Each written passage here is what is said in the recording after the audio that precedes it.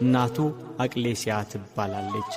ስምዖንና አቅሌስያ ለ30 ዓመታት ያህል መሃን ሆነው ልጅ ሳይኖራቸው ኖሩ። ዘወትር ወደ ቤተ ክርስቲያን እየገቡ የአብ የወልድ የመንፈስ ቅዱስ ስዕል ካለበት ፊት ለፊት እየቆሙ ጌታ ሆይ አንተን ደስ የሚያሰኝ ፈቃድህን የሚፈጽም ንጽሕናን የሚወድ ልጅ ስጠን ብለው ይጸልዩ ነበር። ከዕለታት በአንድ ቀን አቅሌስያ ይህንን ጸሎት በቤተ መቅደስ ቆማ ስትጸልይ ከስዕሉ እንዲህ የሚል ቃል ሰማች።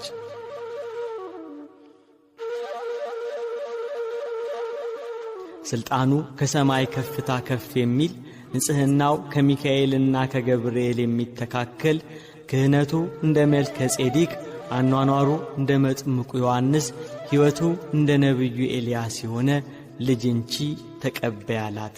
ከስዕሉ ላይ የወጣው ድምፅ የኤሳውና የያዕቆብ እናት ርብቃ በማኅፀኗ ስለነበረው ጽንስ እግዚአብሔርን ልትጠይቅ እንደሄደች አቅሌስያም እንደ ርብቃ ስለ ልጅ ማግኘት የእግዚአብሔርን ቃል ልትጠይቅ ብትሄድ እግዚአብሔር ክብሩ ከፍ ያለ ልጅ እንቺ ብሎ ሰጣት።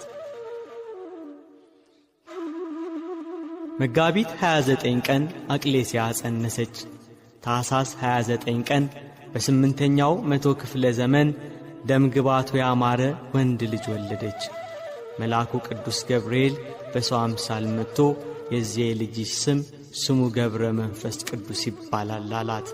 የመንፈስ ቅዱስ ድንቅ ሥራ ነውና።